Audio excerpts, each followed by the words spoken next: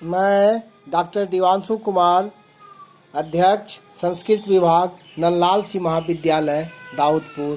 प्रस्तुत है गीता के द्वितीय अध्याय का 56वां श्लोक। दुखेषु अनुदिग्मना सुखेषु विगत स्पृह वीतराग भय क्रोध स्थिर मुनिरुच्यते। दुखेषु अनुदिग्मना सुखेषु विगत स्पृह वीतराग भय क्रोध स्थित धीर मुनिरुच्यते। दुखेषु दुखों की प्राप्ति होने पर, अनुदिग्मना जिसके मन में उद्वेग नहीं होता, और सुखेषु सुखों की प्राप्ति होने पर, विगत अस्पृहा जिसके मन में अस्पृहा नहीं होती, तथा वित्त राग भय क्रोध जो राग भय और क्रोध से सर्वथा रहित हो गया है, वह मुनि मननशील मनुष्य स्थिर बुद्धि उच्यते कहा जाता है। अर्थात दुखों की प्राप्ति होने पर जिसके मन में उद्वेग नहीं होता और सुखों की प्राप्ति होने पर जिसके मन में अस्पृहा नहीं होती, तथा जो राग भय और क्रोध से सर्वथा रहित हो गया है, वह मननशील मनुष्य स्थिर बुद्धि कहा जाता है। दुखेषु अनुदिग्मना दुखों की संभावना और उनकी प्राप्ति होने पर भी जिसके मन में उद्वेग नहीं होता, अर्थात कर्तव्य कर्म करते समय कर्म करने में बाधा लग जाना, निंदा अपमान होना, कर्म का फल प्रतिकूल होना आदि प्रतिकूलताएं आने पर भी उसके मन में उद्वेग नहीं होता। कर्मयोगी के मन में उद्वेग हलचल न होने का कारण यह है कि उसका मुख्य कर्तव्य होता है दूसरों के हित के लिए कर्म करना, कर्मों को सांगोपांग करना, कर्मों के फल में कहीं आसक्ति ममता कामना न हो जाए, इस विषय में सावधान रहना। ऐसा करने से उसके मन में एक प्रसन्नता रहती है, उस प्रसन्नता के कारण कितनी प्रतिकूलता आने पर उसके मन में उद्वेग नहीं होता। सुखेषु विगत स्पृहा सुखों की संभावना और उनकी प्राप्ति होने पर भी जिसके भीतर स्पृहा नहीं होती, अर्थात वर्तमान में कर्मों का सांगोपांग हो जाना, तात्कालिक आदर और प्रशंसा होना, अनुकूल फल मिल जाना आदि अनुकूलताएं आने पर भी उसके मन में यह परिस्थिति ऐसी ही बनी रहे, यह परिस्थिति सदा मिलती रहे, ऐसी स्पृहा नहीं होती। उसके अंतःकरण में अनुकूलता का कुछ भी असर नहीं होता।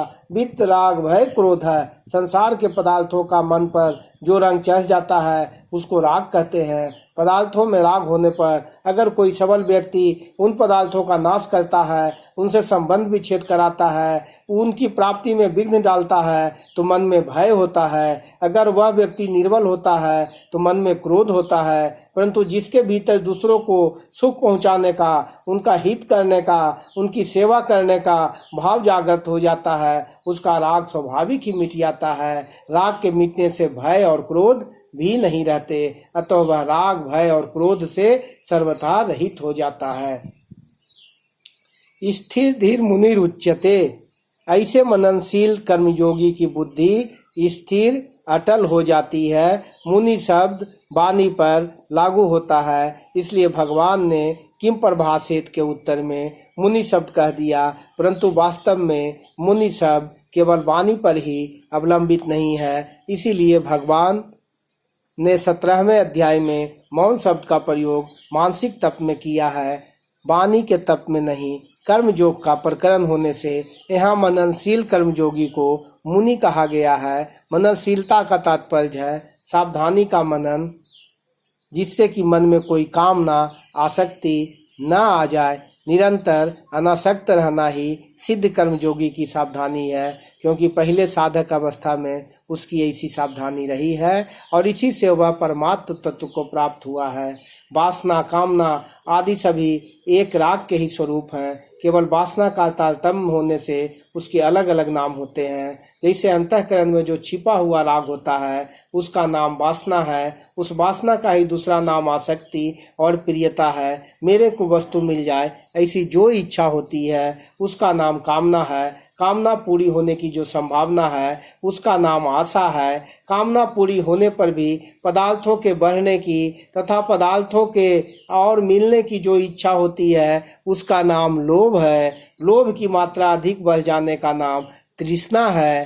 तात्पर्य है कि उत्पत्ति विनाशील पदार्थों में जो खिंचाव है श्रेष्ठ और महत्व बुद्धि है, उसी को वासना, कामना आदि नामों से कहा जाता है।